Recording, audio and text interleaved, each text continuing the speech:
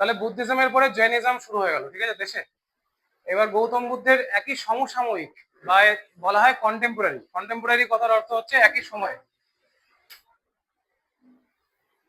Contemporary কথার অর্থ হচ্ছে একই সময়ে একই সাথে দুটো এভলিউশন হচ্ছিল, দুটো ইসের রিলিজিয়ানের, ঠিক আছে, দুটো ধর্ম ধীরে ধীরে বাড়ছিল।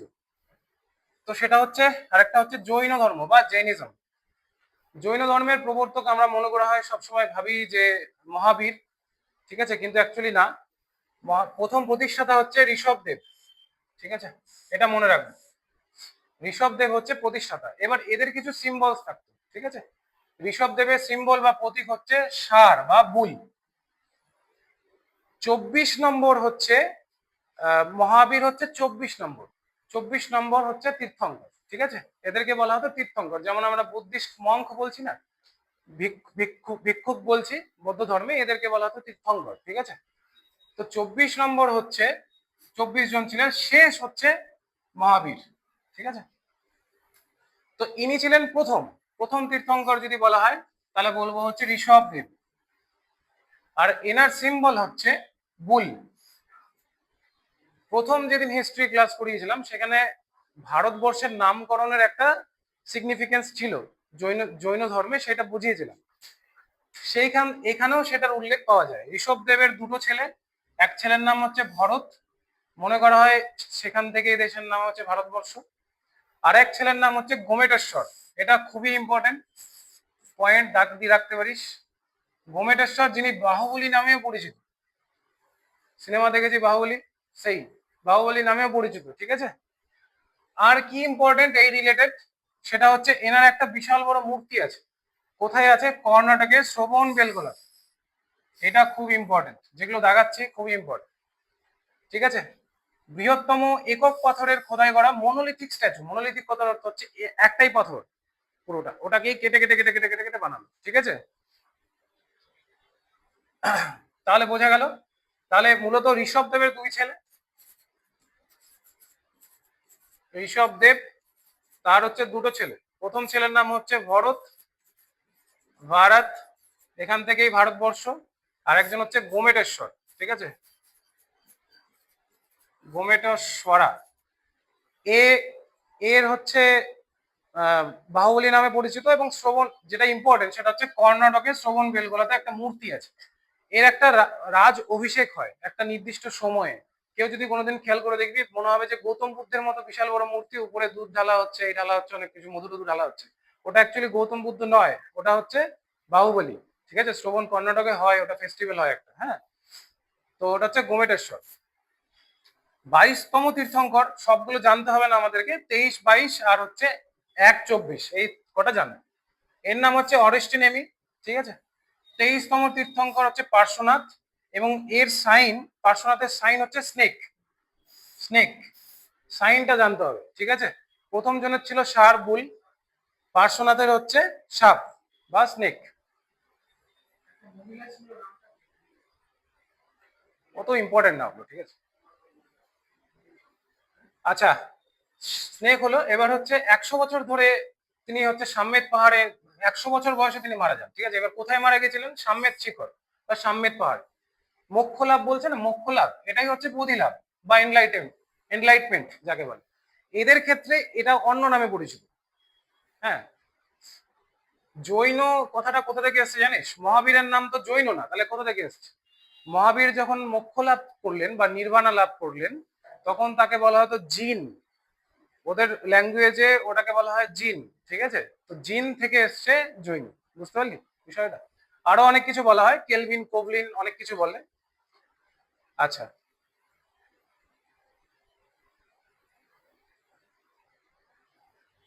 এবার পার্শ্বনাথ যিনি ছিলেন তার 4টে মহাব্রত ছিল, ঠিক আছে। এবার 4টে মহাব্রত কি কি, এইগুলো পরে ডেভেলপ হয় আরো দিনের পর দিন, ঠিক আছে। তার 4টে মহাব্রত কি কি ছিল? মহাব্রত মানে তার এথিক্স কি ছিল? সেটা হচ্ছে অহিংসা, সত্য, আস্তেয়, আস্তেয় বলে মানে নন স্টিলিং, মানে চুরি না করা, এটা তার একটা ইসের মধ্যে ছিল, মহাব্রতর মধ্যে। আর অপরিগ্রহ, মানে আমি কোনো সম্পত্তির অধিকারী হব না কখনোই।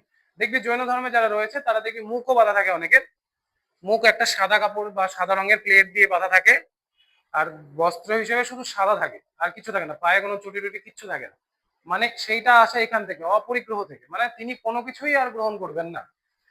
ঠিক আছে, রিসেন্টলি একটা নিউজ পাওয়া গিয়েছিল যে একজন বিশাল বড় ইন্ডাস্ট্রিয়ালিস্ট, তিনি তার 400 কোটি টাকার সম্পত্তি বিলিয়ে দিলেন এবং জৈন ধর্ম গ্রহণ করলেন। ঠিক আছে, 400 কোটি টাকার সম্পত্তি ছেড়ে দিলেন। তারপরে কি হলো, নন পজেশন, মানে সম্পত্তি ত্যাগ করে তবেই জৈন ধর্মে তুই ঢুকতে পারবি, তাছাড়া পারবি। অহিংসা প্রথম হচ্ছে, দ্বিতীয় হচ্ছে সত্য কথা বলা, নন স্টিলিং মানে চুরি না করা, আর হচ্ছে ত্যাগ। এই হচ্ছে 4টে মহাব্রত। কার? পার্শ্বনাথের। ঠিক আছে, এইবার মহাবীরের রূপ। মহাবীরকে বলা হয় প্রকৃত প্রতিষ্ঠাতা। যেমন মোগল সাম্রাজ্যের ক্ষেত্রে যেমন আমরা জানি যে বাবরের থেকেও আকবরের গুরুত্ব বেশি, তেমনি প্রকৃত প্রতিষ্ঠাতা হচ্ছে মহাবীর, প্রকৃত প্রতিষ্ঠাতা। বর্ধমান মহাবীর, অ্যাকচুয়াল নাম হচ্ছে বর্ধমান। ঠিক আছে, মহাবীর, মহাবীরও বলা হয় মহাবীর স্বামী, যাই বলিস। 24তম অর্থাৎ শেষ তীর্থঙ্কর। তার প্রথম দিকের লাইফ, জন্ম দেখতে পাচ্ছি 440 540 বিসি। আর যিশু ঈশেরটা কত দেখলাম, গৌতম বুদ্ধটা, বুদ্ধা কত 563। দেখ সমসাময়িক, কোথাও 63 লেখা থাকে, কোথাও 600 থাকে, কিন্তু 63 যদি ধরি তাহলে একদম সমসাময়িক, মানে কিছু বছরেরই ডিফারেন্স। কোথায় জন্মেছিলেন? কুন্দগ্রাম, বৈশালী, বিহার। বাল্য নাম হচ্ছে বর্ধমান। পিতার নাম সিদ্ধার্থ। দেখ ওখানে গৌতম বুদ্ধের নাম সিদ্ধার্থ, এখানে এরা বাবার নাম সিদ্ধার্থ, মানে রিলেটেবল, অনেক কিছু রিলেট করতে পারে। ঠিক আছে, ক্ষত্রিয় বংশ থেকে, তিনিও ক্ষত্রিয় বংশেরই ছিল, কিন্তু গৌতম বুদ্ধও ক্ষত্রিয় বংশেই ছিলেন, আর ইনিও ক্ষত্রিয় বংশ। গৌতম বুদ্ধের বংশটার নাম কি ছিল? শাক্য, শাক্য বংশ। আর এটা হচ্ছে যান্ত্রিকা বা যান্ত্রিকা, মনে রাখবি, যান্ত্রিক। ঠিক আছে, বা জাতিকা, যাই বলিস না কেন, উচ্চারণটা ওরকম হবে। মাতার নাম হচ্ছে ত্রিশিলা বা ত্রিশলা। এটা হচ্ছে লিচ্ছিবি রাজকন্যা। লিচ্ছিবি, এই প্রিন্সেস লিচ্ছিবি ক্ল্যানটা, এটা আমাদের পরবর্তী ক্ষেত্রেও আসবে আবার, এনশিয়েন্টের যখন আমরা রাজরাজাদের সম্পর্কে পড়বো, তখন এটা আবার লিচ্ছিবি, এই জিনিসটা আমরা আরেকবার শুনবো। হ্যাঁ হ্যাঁ, লিচ্ছিবি প্রিন্সেস। ঠিক আছে, মানে মা হচ্ছে লিচ্ছিবি গোত্রীয়, লিচ্ছিবি ক্ল্যান থেকে আসতেন। ঠিক আছে, স্ত্রী এবং সন্তান, স্ত্রীর নাম হচ্ছে যশোদা, কন্যার নাম হচ্ছে প্রিয় দর্শনা। কোথাও প্রিয় দর্শনা থাকে, কোথাও অনুজ্জা থাকে। ঠিক আছে, প্রিয় দর্শনাটাই মনে রাখবো, এটাই বেশি আছে। প্রিয় দর্শনাটাই মনে রাখবো, এটাই বেশি আছে। প্রথম শিষ্য এবং ও জামাতা। ঠিক আছে, জামালি ছিলেন হচ্ছে প্রথম শিষ্য, প্রধান অনুগত। জামাতা মানে কি, কে বলতে পারবে? হ্যাঁ, জামাই, মেয়ের হাজবেন্ড। ঠিক আছে, প্রথম শিষ্য তিনি ছিলেন জামালি। মৃত্যু কবে হয়েছে? 468 বিসি। 72 বছর বয়সে তিনি মারা যান। পাবাপুরি নামক স্থানে মারা গিয়েছিলেন, বিহারে। তাহলে বিহারেই জন্মগ্রহণ করেছিলেন, তাই তো, বৈশালী বিহার, আর বিহারে মারা যান। এইবার দেখ, রিলেটেবল কেন বলছি দুটো জিনিসই, ইনিও গৃহ ত্যাগ করেন একটা টাইমে। ঠিক আছে, গৌতম বুদ্ধের মতোই মহাবীরের গৃহত্যাগ। গৌতম বুদ্ধ যেমন 29 বছর বয়সে, তাই তো, এই গৌতম বুদ্ধ 29-এ, মহাবীর হচ্ছে 30-এ। রিলেট করে করে পড়বো। কার সহায়তা পেয়েছিলেন? নন্দী বর্মনের। তিনি একমাত্র নন্দী বর্মনকেই বলেছিলেন ঘর ছাড়ার সময় যে আমি যাচ্ছি। ঠিক আছে, আর কাউকে বলেন। আর গৌতম বুদ্ধ তো কাউকেই বলেনি, এমনি বেরিয়ে গেছিলেন। ঠিক আছে, শুধু তার সারথি জানত। আচ্ছা, তিনি, এবার একটা গল্প আছে, তিনি যখন দেহ ত্যাগ করেন সেই সময় রাস্তায় তার সাথে যখন তিনি যাচ্ছিলেন, ঠিক আছে, তার সাথে একজনের দেখা হয়। তার নাম হচ্ছে মাখালি ঘোষাল। এই নামটা খুব ইম্পর্টেন্ট, নামটা স্টার দিয়ে বা নিচে দাগ দিয়ে রাখ, মাখালি ঘোষাল। ঠিক আছে, এর সাথে তার সাক্ষাৎ হয়। এই মাখালি ঘোষালই পরবর্তীকালে একটা সম্প্রদায় তৈরি করেন, তার নাম হচ্ছে আজীবিকা সেক্ট বা আজীবিকা সম্প্রদায়। পরীক্ষায় ডাইরেক্ট কোশ্চেন আছে যে আজীবিকা সেক্ট কার তৈরি, বলতে হবে যে মাখালি ঘোষাল। ঠিক আছে, মাখালি ঘোষাল, তার সাথে দেখা হয়েছিল মহাবীরের যখন তিনি গৃহত্যাগ করেন সেই সময়। হ্যাঁ, মহাবীরের সাথে তিনি 6 বছর ছিলেন একই রাস্তায়। নতুন ধর্মমত তৈরি করা তাদের মূল উদ্দেশ্য ছিল।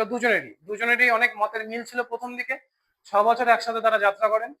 তারপরে মাখালি ঘোষাল আলাদা দিকে চলে যান, আর মহাবীর আলাদা রাস্তায় চলে যান, মানে তাদের মতের মিল আর থাকে না। আজীবিকা শেখ এইটার কথার অর্থ হচ্ছে এদের ধর্মের ভিত্তি কি ছিল? এরা মনে করতো যে আমাদের জীবনযাত্রা সবই পূর্ব নির্ধারিত। বুঝতে পারলি? এদের মূল কনসেপ্টটা ছিল এরকম যে ওরা ভাবতো যে ভাগ্যই সবকিছু, মানে ভাগ্য যা আছে সেটাই হবে, তুই কিছু চেঞ্জ করতে পারবি না।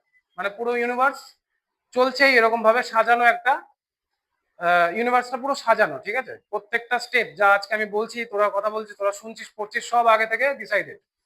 এটা মনে করা হচ্ছে আজীবিকা সেক্ট বা মাখালি ঘোষালের যে সম্প্রদায় ছিল মনে করতেন, ঠিক আছে?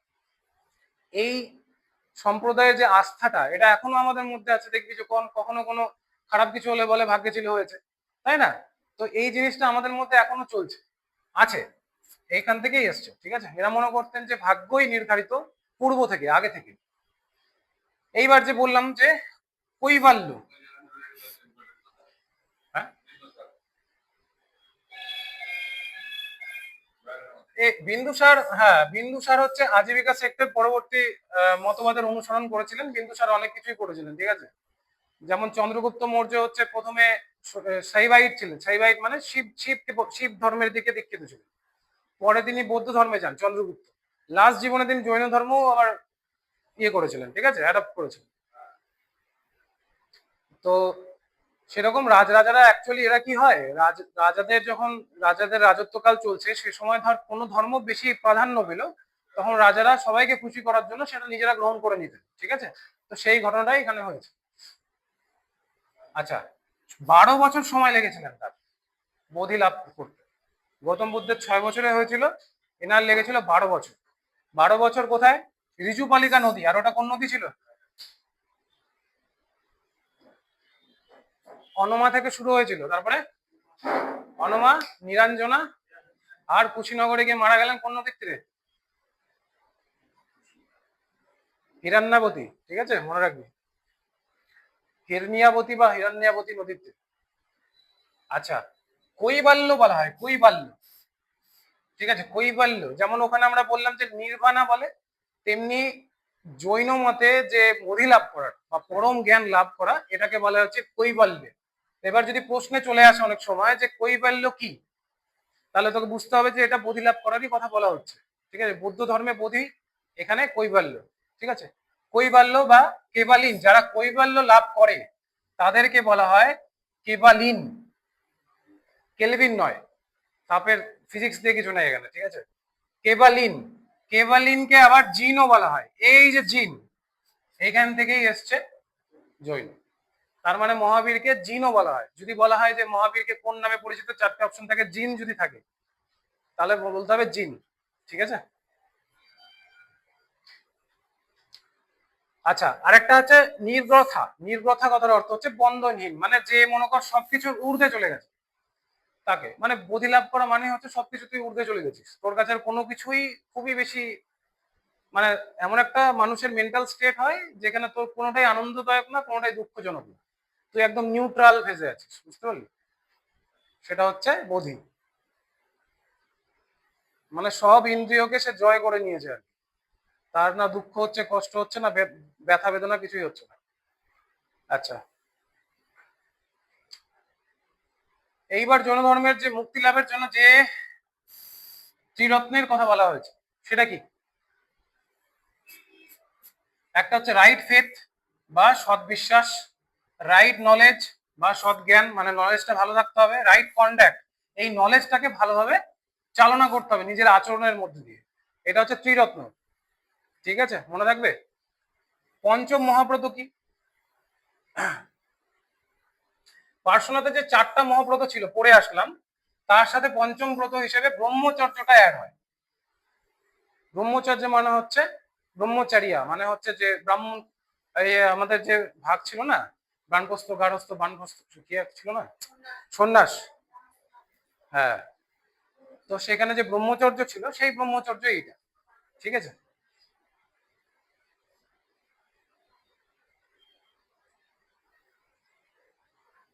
আচ্ছা, আচ্ছা, ওখানে আমরা কি পড়েছিলাম? ওখানে পড়েছিলাম হচ্ছে বৌদ্ধ ধর্মের যারা জ্ঞানী ছিলেন, যারা টিচার ছিলেন, তাদেরকে কি বলা হতো? বোধিসত্ত্ব, তাই না? এখানে যারা হচ্ছে শিষ্য ছিলেন তাদেরকে বলা হতো গণধর। ঠিক আছে, যারা শিষ্য ছিল তাদেরকে গণধর বলা হতো। সংঘের প্রথম চেয়ারম্যান যিনি ছিলেন তার নাম হচ্ছে আর্য সুধর্মন, এটা মনে রাখবি, প্রথম চেয়ারম্যান। ঠিক আছে, প্রধান কেন্দ্র হচ্ছে মথুরা। ব্যাস। এইবার ওইখানে যেমন কয়েকটা কাউন্সিল হয়েছিল, 4টে কাউন্সিল হয়েছিল, তেমনি এখানেও কয়েকটা কাউন্সিল হয়েছিল, সেগুলো আমাদেরকে জানতে হবে। ফার্স্ট কাউন্সিল হয়েছিল হচ্ছে পাটলিপুত্রতে, প্রথম কাউন্সিল। স্থূলভদ্র নামটা খুব ইম্পর্টেন্ট, সভাপতিত্ব করেছিলেন স্থূলভদ্র। ঠিক আছে, এখানে কি কাজ হয় সেটা দেখব। গুরুত্বপূর্ণ কাজ কি? গুরুত্বপূর্ণ কাজ হচ্ছিল শ্বেতাম্বর আর দিগম্বরে ভাগ হয়ে যায়। ঠিক আছে, শ্বেতাম্বর আর দিগম্বরে ভাগ হয়ে যায়। শ্বেতাম্বর কি? যারা হচ্ছে শ্বেত বস্ত্র পরিধানকারী, শ্বেত, শ্বেত থেকে মনে রাখবো, শ্বেতাম্বর, শ্বেত মানে সাদা। আর দিগম্বর যারা হচ্ছে বস্ত্রহীন, এরা হচ্ছে ভদ্র বাহুর অনুগামী ছিল। মনে রাখবে কার অনুগামী? এটা হচ্ছে স্থূলভদ্রের। সভাপতিত্ব কে করেছিলেন? স্থূলভদ্র। শাসক কে ছিলেন? চন্দ্রগুপ্ত মৌর্য। শ্বেতাম্বর ভাগ হয়ে গেল, জৈনিজম ভাগ হয়ে গেল দুটো ভাগে, একটা হলো শ্বেতাম্বর, একটা হচ্ছে দিগম্বর। শ্বেতাম্বরের প্রতিনিধিত্ব করেছিলেন হচ্ছে স্থূলভদ্র, আর দিগম্বরের করেছিলেন হচ্ছে ভদ্রবাহু। মনে রাখবে। দ্বিতীয় কাউন্সিল হয়েছিল বল্লভীতে, গুজরাটে।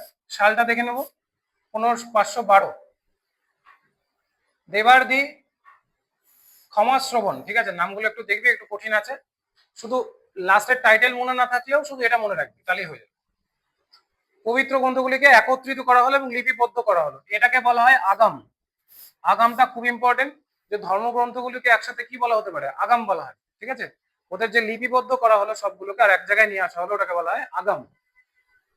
যেমন ওখানে ত্রিপিটক ছিল, এখানে আগাম। এবার স্থাপত্যে চলে আসি।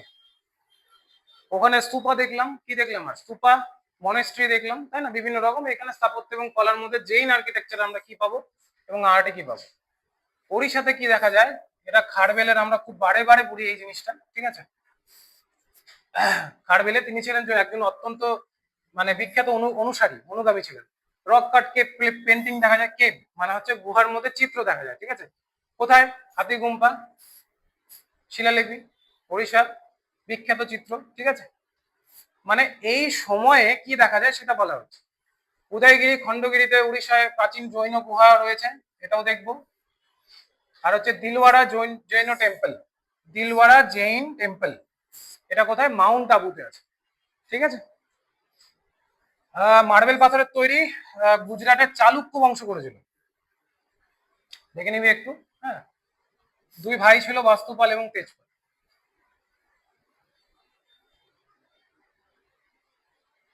ব্যাস, এই ছিল আমাদের জৈনিজম ইন ইন্ডিয়া, ভারতে জৈন ধর্মের